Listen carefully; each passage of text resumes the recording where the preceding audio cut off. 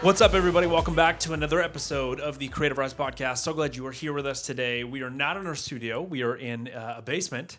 Shout out to basements. We don't have basements in California, really. Basements are I feel like a scary thing in California. But this is a beautiful basement.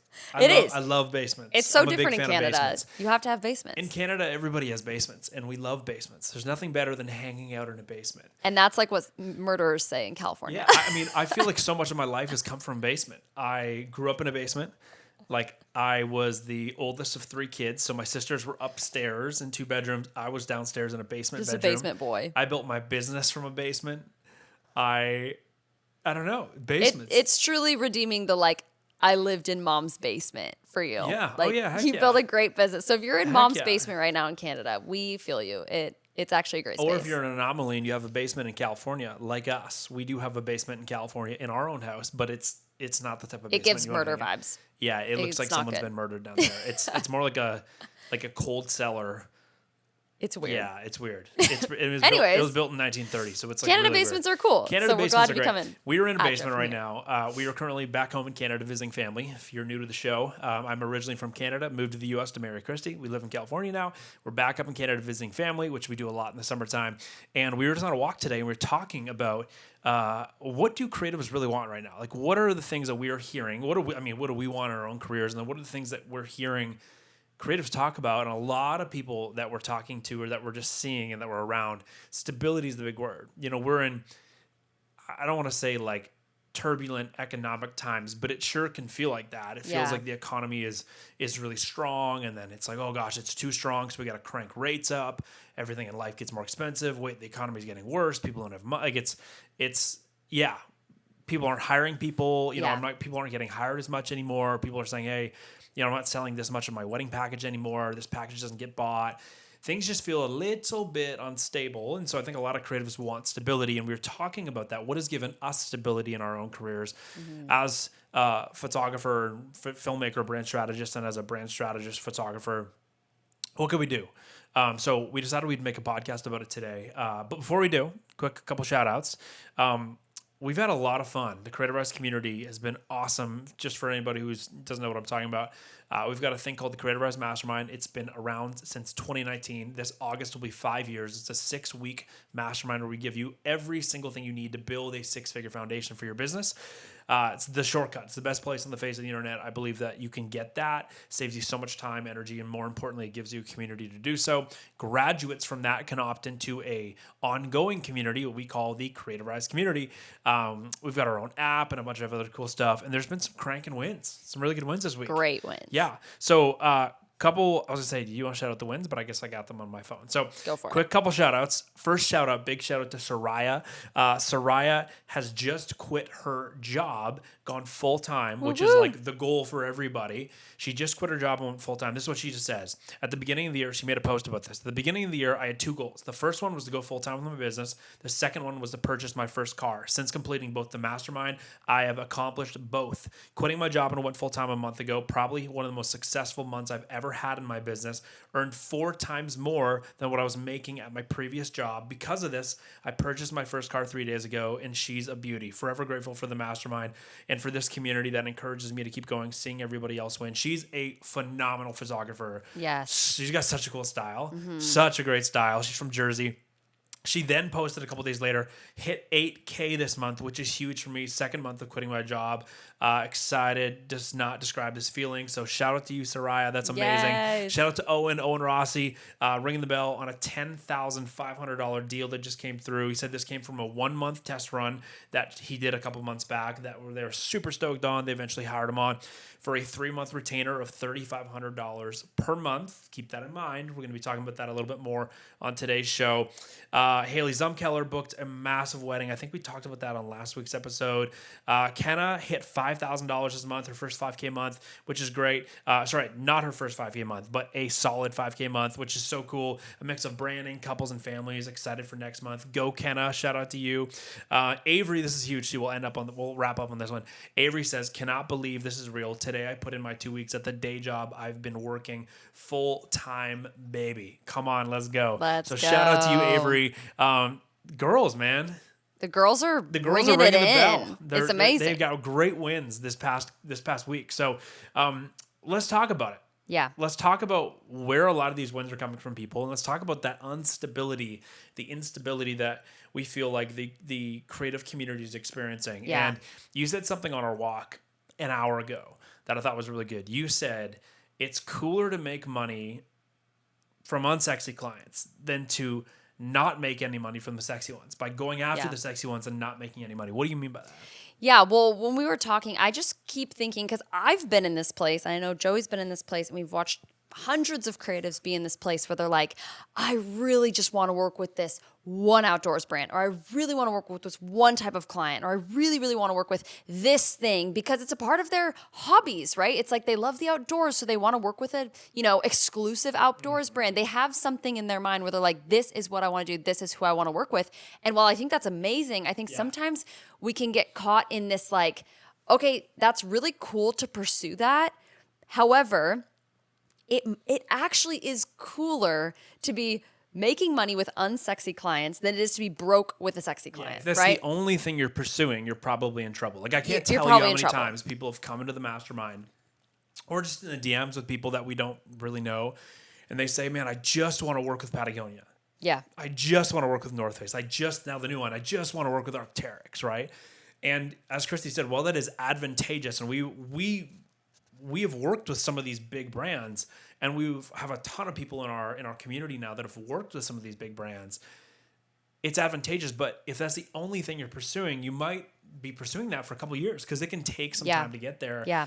And the sexy stuff that you often distract yourself with can really stop you from making money in the short term with some of the more unsexy stuff, right? Yes. And it's so important, I think, as a creative to just go, do I want to treat this as a business or do I want to treat this as a hobby? And if it's a hobby, then it's like, I pick it up when I want to. I only just work with, select few things that I'm really excited about. And that's good enough, right? And if that's you, that's not a bad thing at all. That's amazing. That's amazing to have great hobbies. And it's amazing to have a hobby that will actually pay you, which is super cool. But if you're someone who's like, no, I want a business. I want this thing to be my full-time gig. I want this thing I want to be an industry leader. I want to be the person that is crushing it in my space. I want to work with people and I want to have this as a business. Then you need to operate as a business, which means having stability, which means having financial stability, financial strategy, all of that kind of stuff in your business, which oftentimes, it doesn't mean you can't work with the amazing people. It doesn't mean you can't work with those big North Star brands,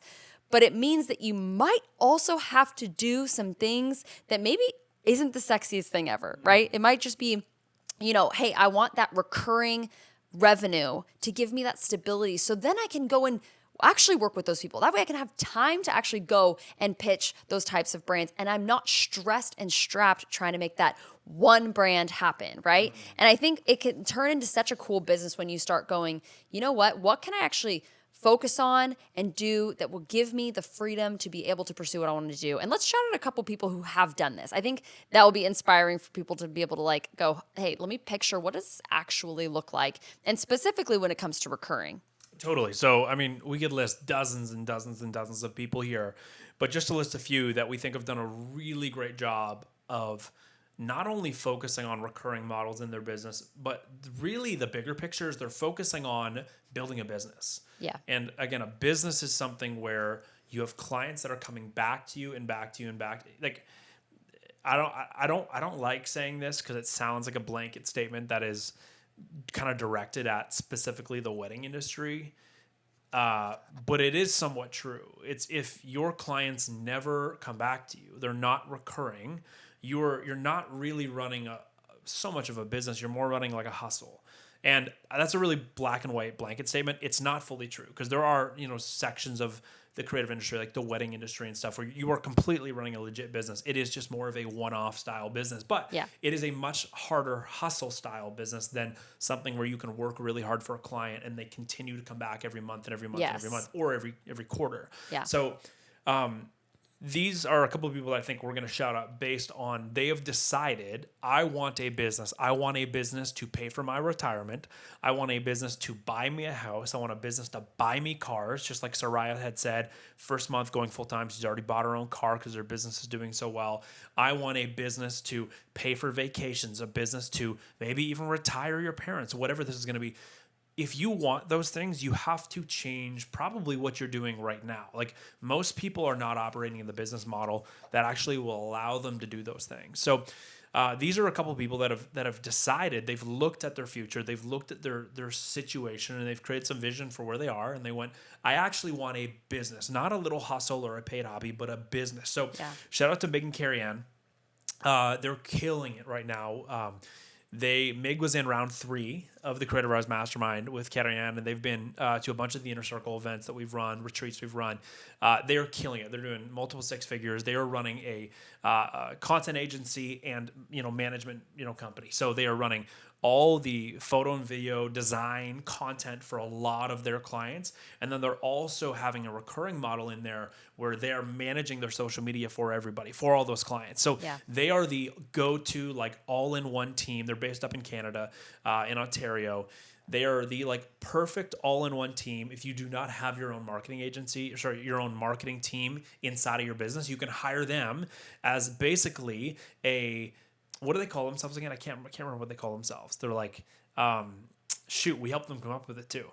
Meg and Carrie Ann are they're like a marketing department you've never had. It was something like that. Yeah. They're like, it's instead of hiring 6 people, hire us, one team, and we'll be your entire marketing department for all of your content, all your social media. Anyways, they're doing a great thing because they are selling social media and content packages monthly for their clients for anywhere between $1,700, $2,000, all the way up to $4,000 or $5,000 per month, and they get people on retainer, and they're building a really strong network of revenue every single month, which is incredible, right? Yeah. Which then allows them to go, okay, what's coming in next month? What work do we need to get done? And can we start to hire people to help us, right? Predictable revenue.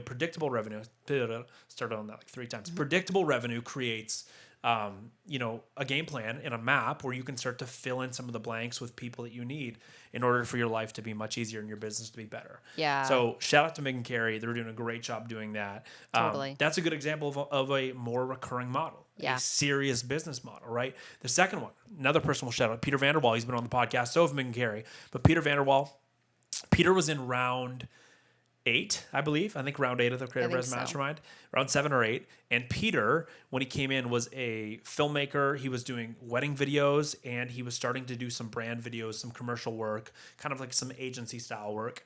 And I remember we had a conversation. He's like, I think I want to do this wedding thing. And I looked at him and I said, dude, I think you should go in the commercial space because you've already got a client over here that I think you could just duplicate what you're doing for him, and you could really turn it into a recurring model and you could crush it. And he eventually decided to go the wedding route. And then short after that, he turned back and started to go the commercial route. Dude's killing it. We had him on the podcast to talk about his story, but he's doing upwards of $20,000, $25,000, $30,000 months consistently with his agency because he is so specific on I help CPAs. He's helping accounting firms really, really grow their businesses with new models of acquisition and new models of revenue, new offers. So he's built his agency specifically targeted on recurring models with service-based professionals, which is beautiful. Yeah. A great example. And I think that's such a cool example because I think sometimes it can feel very overwhelming if you're like, okay, cool, I want to do a recurring model style of business. I want to get paid every single month from these types of clients, but who do I start with? It can feel overwhelming to be like, I'm going to service everybody. But what's cool about Peter is he was like, I'm going to service tax professionals. I'm going to focus on tax professionals and I'm going to go all in. And it scaled so fast because he did niche down in this area. Yeah. He niched down on his offer, he niched down on his solution, and he niched down on a certain type of person he's going to sell it to. Yeah. And he did it, and he did it so well. Another example is Owen, who we just also had on the podcast too. Go back and listen to that. He's crushing it right now. He's doing like 15 to 25K a month on recurring retainers with outdoor brands, with outdoor brands, style brands. He's doing monthly content for people, and he's doing such a killer job at doing it. So you guys, it's not impossible to do these recurring different style models. We have so many examples. Ashley, she came into the mastermind doing, brand shoots, all that stuff like that. Really cool, super talented. And then she's like, what could I get to be a little bit more recurring? So she's built a social media management side to her business. It's actually a whole other business, and she's killing it right now. Yeah, So shout out to you, crushing it. Ashley. Becca and Marcelo. Becca has worked, and this is shout out to the wedding space. If you're sitting here listening, you're like, well, these are all brand people, Joey. What's the solution for the wedding space? Well, we have a couple examples. But the first thing first, Becca and Marcelo.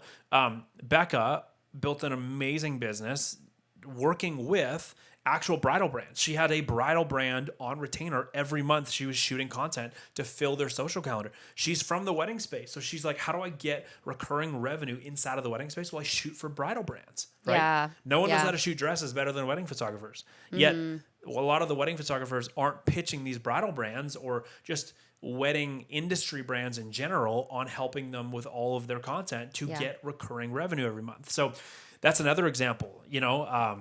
We could keep going. Colin, not even full time. Colin Yen literally made $100,000, not even full time in his business, his first year, because he had started to sign some bigger deals with some really cool companies that were recurring things, good relationships, deep relationships, right? So we could go on and on and on. There's so many that we could just keep talking about, and they're all examples of people again going, I'm not your local neighborhood creative who just is a hustler. They might have started there because that's a great place to start. Yes. But if you never outgrow that stage where you're just willing to do anything and everything to make $100, if you're never willing to outgrow that and really start to assert yourself as a problem solver who's really talented at solving a specific problem, then you're never going to grow past that and be able to be seen as someone who would be great for some type of a recurring model, and then you can grow your business. Like if I was to go through these people, not to drown out on this too long, but if I was to go through all these people, and I'm just going to speed go through this and name what I think they've established themselves as. So Meg and Carrie, I think they've established themselves as they are the go-to team that all in one place to get all of your content and your social media managed for you, absolutely carefree, done for you, okay? That is their point of difference. Peter, his point of difference is he is bringing new technology and new offers into a very old style of business and accounting. That industry's been around forever. It's never changed. He's incredible at that. Owen is bringing flexibility to the outdoor world. He is getting retainers with all these outdoor brands because Owen is setting up relationships in all these states all over the US where you want content in the desert, I got you. You want content in the mountain, I got you. On the coast, I got you. Owen is flexible. He's a utility player. He's got utility to his offers, right? Colin, I mean, he's just phenomenal what he's doing, and he's doing things in a different way. He's literally he's taking the built a influencer space and pushing it into recurring, which is so he's cool. taking the influencer space and pushing it into recurring and really, really building a cool brand. But his brand still, it's like an influencer brand, but it's not just about him. It's really about the products that he's helping build, which is so cool, right? Yeah. Ashley, she is so good. She has become the go-to girl when it comes to building a female-based personal brand.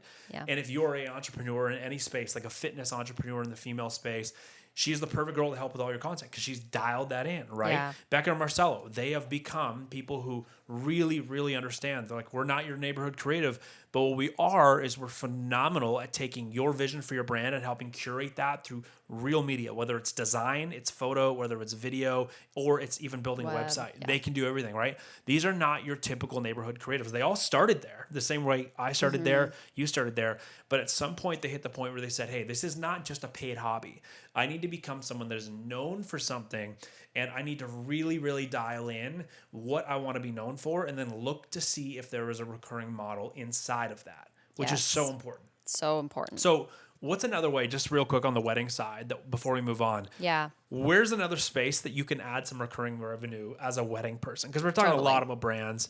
This is obviously a more shoe-in topic for brands. It's easier to envision how all that stuff comes together, but talk weddings. Yeah. So for weddings, I was a wedding photographer. And so I think it is such an amazing business model. And there is actually a ton of stability financially in the wedding space if you have inquiries coming in. And this is where I want to pull from this information and translate it into the wedding space. And that if you're like sitting there frustrated, like, well, do I just need to quit my job as a wedding photographer and just go full in on like recurring brand space? No, you don't have to do that. However, it would be wise to, one, as we said before, what would it look like to go into your industry and look for recurring problems? What wedding businesses, what wedding brands, gowns, headpieces, whatever it is, what places can you go and find recurring problems and be able to service with a recurring solution, such as monthly content for that wedding brand, whether it's monthly content for that wedding planner. Maybe they need refresh stuff every single month in order to have,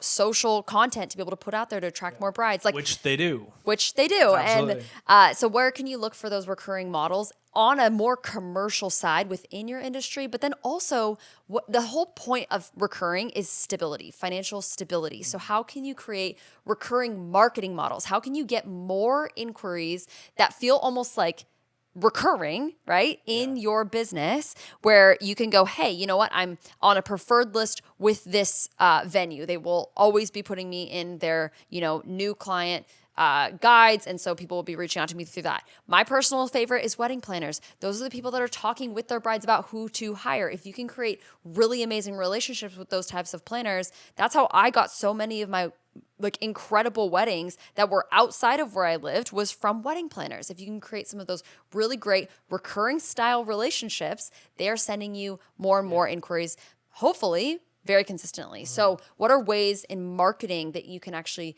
have that recurring style model to create that stability in your business? So let's talk about what to do about this. What to do about a business that is maybe not yet working in a way that has a recurring model. Like if someone's listening to the podcast and they're going, well, Joey, Christy, I don't have a recurring model. Yeah. What do I do? Because you've convinced me I need one. I just don't know what to do about it. Like, what do I do about that now? Yeah. What's the first step? I think the first step, well, this is just the first step in general, is decide if you want to be a hobby or a business. Like you truly have to decide what it is that you want to do, because there are so many people where it is just like more of a hobby. It is I just, have another full-time job and I just do this on the side. I do some work here and there and it's just fun and it's free flowing, and, having the business side really stresses me out and I don't like being responsible for things every month. Then maybe having a business is not really for you. But if you're like, no, I can get past that and get really excited about owning my business and the freedom that gives, then I can actually go full board into that. So I think you need to decide, do I want monthly revenue? Do I want this thing to be awesome and cranking out for me? And then that is step number one. If you are like, yes, I want this to be business, I want this to be strategic, you need to think about, okay, you need to audit your clients. So with the clients I'm working with, am I giving them non-recurring solutions, right? And I think that's where sometimes it starts. If you're someone who's like, oh, I'm working with brands and I'm giving them like 200 images every single time I shoot with them, you just worked yourself out for a year. Like you just worked yourself out of a job and confused them. They now don't know what to post because they're like, Exactly. I just got 200 images. I only need like 10 of these for this month. What do I even do? Yes. And so think about like, okay, am I actually not offering the right stuff? Do I actually need to shrink down my offer, pivot it, shift it a little bit where it's actually solving a better problem, which is monthly growth for that company, right? Rather than a library of content, how about monthly strategic stuff that's going to hit every single month and highlight what it is that month that company's trying to pursue? That's going to actually be way more strategic in the long run and more beneficial for the company than it is just giving them a giant library of content, right? So thinking about, okay, I got to think about my clients. Can they have a recurring model? So if you're just working, if you're just doing random headshots for people that aren't making a lot of money in their own business, good luck trying to get them on a high ticket retainer, right? Like good luck trying to force that client into, even a low ticket retainer. You got to pick people that have the money, that have the cash, who have the realization that they, are not just a paid hobby, but that they are a business and that they want to grow. And so you got to highlight people that actually have the problem and desire a solution. Well, and that's the secret, right? Like recurring models as a business owner, like getting a retainer as a photographer or filmmaker, the key is you have to be pitching those to people that if they don't solve the problem, they're losing money, right? It's a business that makes money when they show up on social media. So if they're not showing up online, you're not helping them fill their content calendar, they lose money. It's a real estate agent that if no one in town knows about her because she's not posting content, she makes no sales. She's not selling any houses, right? So that's who you really want to go after. It's the businesses that they have a problem that if they don't get seen or if they're not understood, they don't win. Those Yeah. are the businesses that you need to focus on. And then even better, the faster turnaround. So example, the turnaround time needs to be like, oh, you finished 1 month with content with a real estate agent. Well, second January, or we're in June right now, the second July 1st hits, well, you got to start all over. Like that's a great client to approach because you'll never actually solve the problem. It's not a problem. Recurring models, the best retainers are not problems that can be solved and completed. They're problems to be solved and then solved again and then solved again and then solved again because they're recurring problems. They're not a once and done problem. And a lot of creatives only ever focus on one and done problems. Therefore, they only ever get paid one time, right? So if you want to get paid on a recurring model, have retainers. You got to be focusing on problems that actually reoccur over and over and over again. Every time that calendar turns over, whether it's monthly, quarterly, yearly, you need to be able to pick up the phone and receive that call. Hey, yeah, I can come in that day. Yep, let's do it. Awesome. Because what? They have the problem again. You got to focus on those people as a photographer and filmmaker. Yeah, that's so good. Anything else you want to add? Just tips on recurring models, tips on, how do I know if my client is a good recurring client or do I need to completely switch industries? Any final tips on recurring models? I think pricing probably one of the questions we get asked a lot is how do I price a recurring, deal? How do I price a retainer? And our answer to that is you price it the same way you'd be pricing a one-off, but you make it a little bit more cost effective. So you chop 15%, maybe even as steep as 20% off the top if they're signing on with you for a longer term basis. So example, instead of charging $2,000 a month for something, charge $1,750 if they're going to sign on for you for 6 months because you want to reward the fact that they're wanting to do more work with you. They're strengthening that relationship. And that's not you giving them a discount. That's saying, hey, it's just cheaper when you do this on an ongoing basis because it costs me less money, which is true. Mm-hmm. For you to get a one-off client, it takes way more of your time, way more of your energy, way more of your resources and expertise to go out and find new clients every week.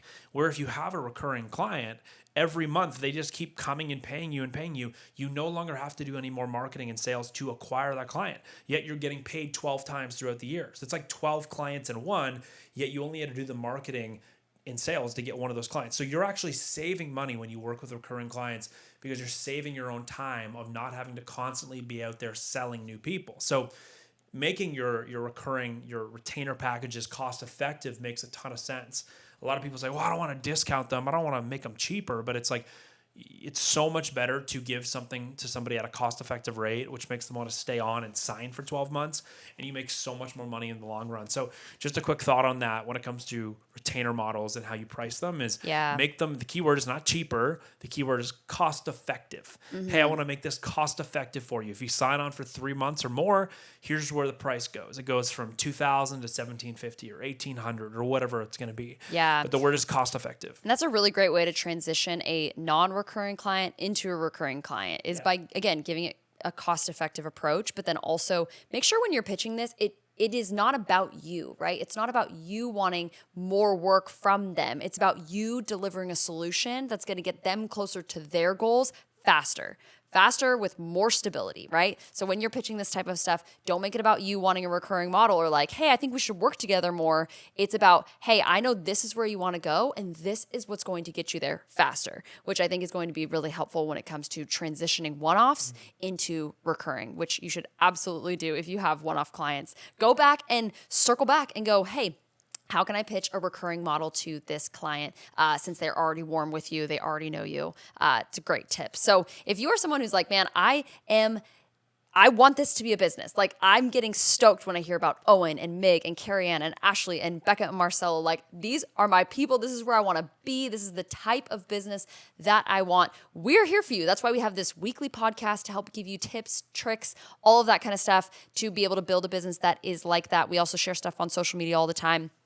You can follow our personal accounts if you want more of that as well. But also, every single person that we listed went through our Creative Rise Mastermind. And it is, as Joey said, our 6-week signature program that happens twice a year and only twice a year, in that our next one is coming this fall. We already have a huge wait list of people that want in, people that are friends of people who've gone through it and they're like, dang, your business looks sick. Like, I want to replicate that in my own business, or just people that have been following us through the podcast. We've got a giant wait list going. So if you want in on the fall mastermind, you got to get on the wait list. Like, wait list is the best chance to be able to get in. It's the best. You're going to get early access. You're going to get early pricing, all that good stuff. So how do people join the wait list? Yeah, on your way to join the waitlist, make sure you go and you read the whole site too, because it's got all the info about what you're going to experience, how we're actually going to help you build a six-figure foundation for your business. So creativerise.com, go to the link in the description of the podcast. You can see all the info there. You can watch a ton of video testimonials, or you actually get to see what the experience was like for other people and how that might relate to you. So you can make a good educated decision on if this is something you should be considering for this fall, as a great rocket for your business in order to take you where you want to go. So go to creativerise.com or creativerise.com / what's the see what is possible. See what's possible. Yeah. And you'll see a bunch of those videos there as well. So link in the description of the podcast. Other than that, guys, you can DM us anytime on Instagram. Hit us up. Let us know if you have a topic for the podcast you want us to cover. Or second, let us know if you want to talk about the mastermind and see if it's a good fit for you. We're not going to sell you into it. We're just going to give you all the info so you can make, again, a good educated decision on if it's the right or wrong thing for your business. We'll let you know if it's not the right thing. We've turned down, every time we do this, we turn down 25 people plus, because we have to be very honest with people if it's going to be the right fit. So, or really even just be honest on if people are ready for it and ready for the, the commitment and the growth that's going to happen in their business. So we'd love to have that conversation with you. Other than that, guys, hope you're having a great week. We'll see you back next week. We'll be back in California, coming at you from our studio. Bunch of fun episodes coming up in the pipeline here. Got a couple fun interviews that we are excited to bring to you guys. And other than that, hope you have a great week. We'll catch you next week. Thanks, guys.